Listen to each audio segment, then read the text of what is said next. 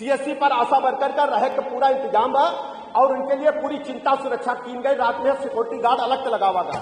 और बता दें जो मातृत्व अवकाश खातिर कहा गया है, मातृत्व अवकाश खातिर कहा गया है कि नहीं मिल रहा है। और जब से ये सरकार आई भारतीय जनता पार्टी तब से उनका छुट्टियों दे रहे हैं ना, पूरा उनका इंतजाम, दवाई का इंतजाम सब हम कह रहे हैं। और ये कागज में है, चाहे जाके पलट के देख लो। और कौन बात हो बताओ, वो कह रहे हो। आपने कौन सी बोली में बोला? ये अवधि में बोला आपने? तो सारे सदस्य अपना अपना बोला करें इसमें अपनी अपनी भाषा में। प्रश्न क्या 3 श्री कमाल अख्तर। अब आ गया जवाब। बहनों से क्यों करवाते हैं? सवाल ये था वो शुरू से करवाया जा रहा है, कोई नया काम नहीं है। सामाजिक कार्यकर्ता मानते हैं वो जब से था तभी से करवाया। कोई नई परंपरा, कोई नई परंपरा शुरू नहीं हुई। अगला प्रश्न अभी बहुत सारे सभी हमारे परिवार के सदस्य हैं, हम उनकी जितनी मदद कैसे करीबे और तुम दूर से देखते रहे वैसे। चलिए ये श्री कमाल अख्तर। धन्यवाद अध्यक्ष जी।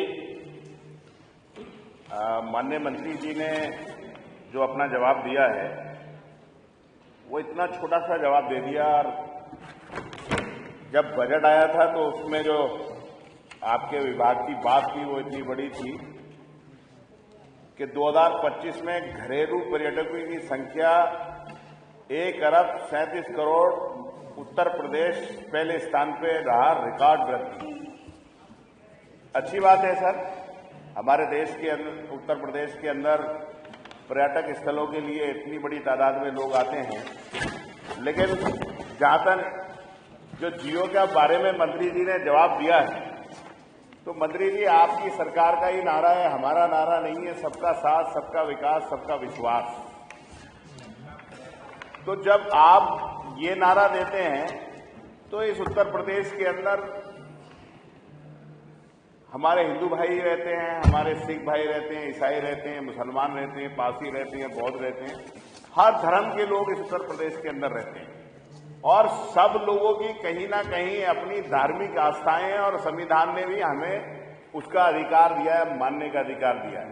तो इस सरकार की भी जिम्मेदारी है कि सरकार अगर पैसा दे रही है किसी धरोहर के जीर्णोद्धार के लिए, ये बहुत अच्छी बात है, आपको बधाई, साधुवाद आप दे रहे हैं। लेकिन मंत्री जी जब आप शपथ लेते हैं संविधान की तो कहते हैं किसी बिना द्वेष के, बिना उसके कोई मामला मेरे सामने लाया जाएगा मैं उसको करूंगा, लेकिन आप उस संविधान की शपथ का कहीं ध्यान नहीं रखते।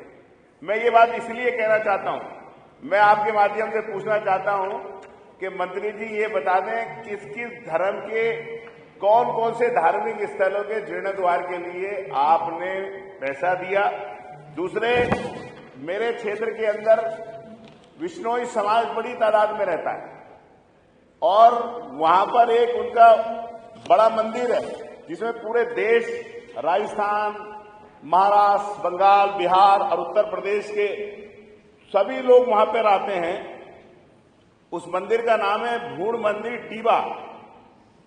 वहां पर कोई भी सरकार की तरफ से हम लोग लगातार मांग कर रहे हैं कि कम से कम 5-7 करोड़ वहां के लिए दे दें, क्योंकि पूरे उत्तर प्रदेश में वहां विश्नोई समाज के लोग आते हैं।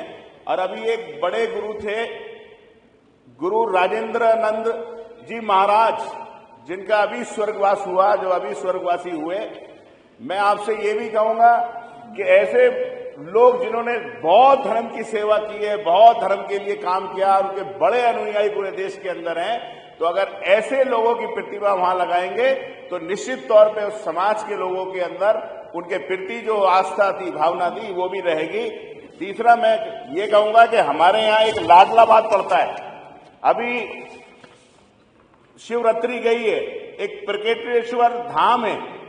मंत्री जी, लाडलाबाद आपने वहां पैसा तो दिया हम लोगों के अनुरोध पर, लेकिन साहब वहां मंदिर अच्छा बन जाएगा, वहां पे उसकी व्यवस्थाएं अच्छी हो जाएंगी, लेकिन वहां पर अगर रास्ते जाने के लिए सही नहीं होंगे तो वो भी उस पर्यटक स्थल के लिए कोई अच्छी चीज नहीं है। मैं आपसे ये भी कहूंगा कि बहुत सारा पैसा है कि वहां के लिए रास्ता बनाए